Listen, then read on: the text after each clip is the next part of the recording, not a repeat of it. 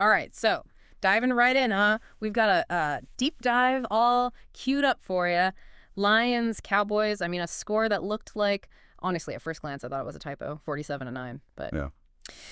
I mean, there's more to the story here. Yeah, Aren't you're there? telling me, right? It's like, when you bite into an amazing dessert, you're so excited, and then it's got that, like, bitter aftertaste. Yeah. That's kind of what this feels like. Yeah, 47-9. Statement win, for sure. But the mood in Detroit, Yeah. definitely more somber, I'd say, than celebratory. Yeah, about that butt, though. Yeah. Aiden Hutchinson, Oof. star defensive end, having, a breakout year, and then boom, sidelined, broken tibia during the Cowboys game. During the game. This wasn't just some, like, rolled ankle situation. Oh, no. We're talking like surgery in Dallas. Didn't Yeah. even fly back with the team. Yeah. This is the kind of thing that sends ripples through a whole roster. Right. And that's before we even think about the fans. And you almost, you hate to get into the timing, but Right. it couldn't be worse, right? We're not talking, he was having a decent season. This is Defensive Player of the Year contender we're talking about. Sidelined. Absolutely. He was, like, on fire this season, leading the league in sacks, putting pressure on quarterbacks every single game. The guy was a one-man wrecking crew out there. And now, that momentum, Yeah. it's gone. Yeah. And that is a tough, tough pill to swallow, man. Especially, you figure, for the Lions. Because this is a team, they've been building something, right? You could even see it. I don't know if you caught Coach Campbell's post-game interview, but you could hear it in his voice, the concern. I think his quote was, he's going to be down for a little while, which... Classic coach speak, right? Yeah.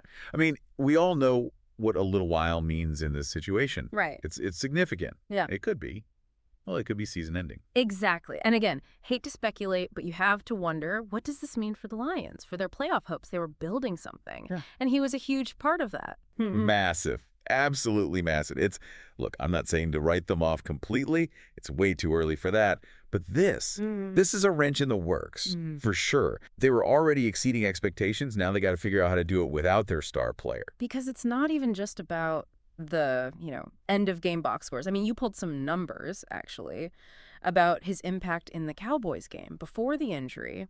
And honestly, they're kind of wild. Oh, tell me about it. This is the thing, right? Yeah. Even before he left the game, we're talking 1 sack, 3 quarterback hits, a tackle for loss, and 3 tackles overall. And that's just this game. Never mind his dominance all season. It's wild because you hear broken leg and it's like, oh, that's awful. But to realize he was still that dominant, even playing hurt, Exactly. speaks to what they've got to try to figure out how to replace. That's the million-dollar question, isn't it? How do you replace a guy like that? A force of nature, basically. And that's where this deep dive, I think, gets really interesting. Because we got to look past the initial shock here and start asking, okay, what happens next? Because they're not, starting totally from scratch here. The Lions, I mean, they've got a solid defense, even without Hutchinson there. Right. It becomes about adaptation at that point. Like, who steps up? How does the game plan have to change? Yeah, 100%.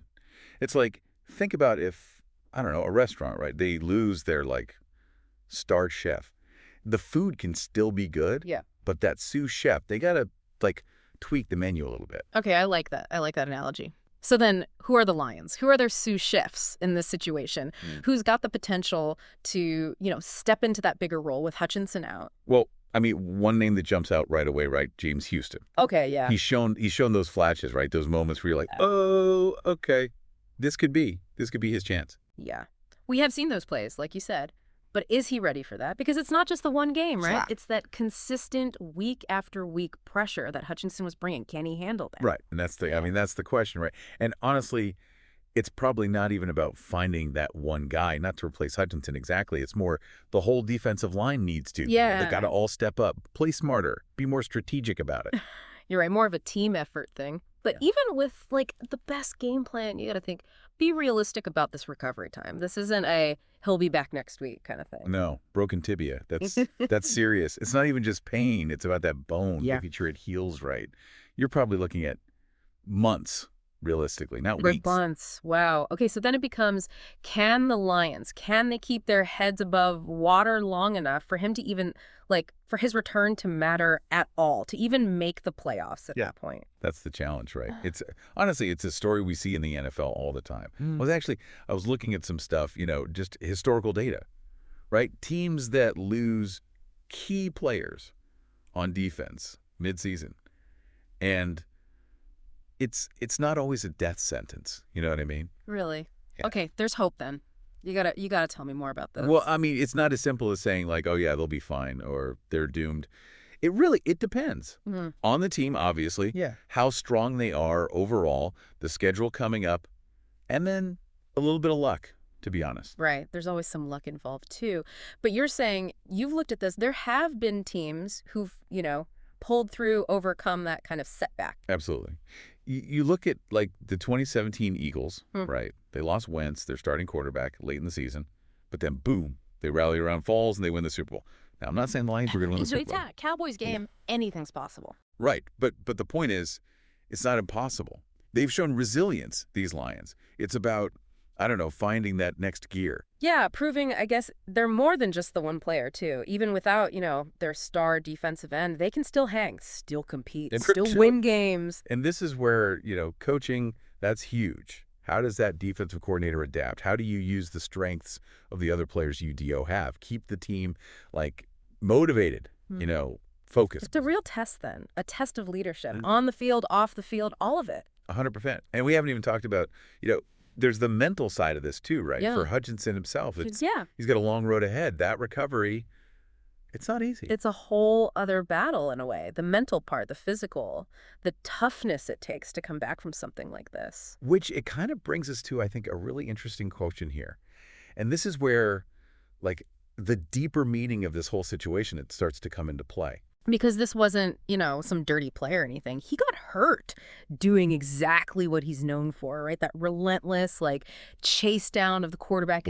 It's part of the game, but it does make you wonder. Yeah, it's the double-edged sword, right? Yeah.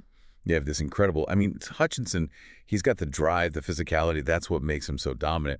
But it's also that intensity that maybe puts him in higher risk, And that's the tough part for, I guess, anyone, right? Coaches, whoever. You don't want to tell a guy, hey, dial it back, if that's his natural talent, right?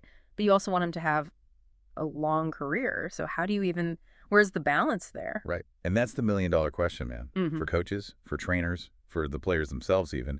It's this constant risk assessment, basically. Yeah. And sometimes, I don't know, there's no easy answer. It's something. The league's been wrestling with this for years, hasn't it? How do you make it safer, but without?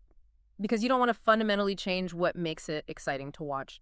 100%. And it's bigger than just changing the rules on a piece of paper. It's the whole culture, how they train, even the equipment they use. It's a lot. And honestly, I don't think anyone's totally figured it out yet. And it's easy to forget, I think, amidst all when you get into the weeds of it, the analysis, the stats, there's a human being at the center of all this. Always. A guy with, hopes and dreams and a life outside of this game. And I'm glad you brought that up, actually. It's good, I think, for all of us to remember. Yeah. Us as fans, we get caught up in it, right? The wins, the losses, the big plays. But there's a human cost sometimes. It makes you appreciate it more, though, you know? When you DO, remember that. Their dedication, knowing what they risk, what they sacrifice. For sure. And I think celebrate the successes, of course, but also acknowledge the struggles. Yeah. Be there for them. Because these setbacks, they're going to happen. Because for every, amazing touchdown, record-breaking season, there's a story like this, right? Like Aiden Hutchinson's reminds you how quickly it can all change. And maybe that's the real takeaway here from this whole deep dive.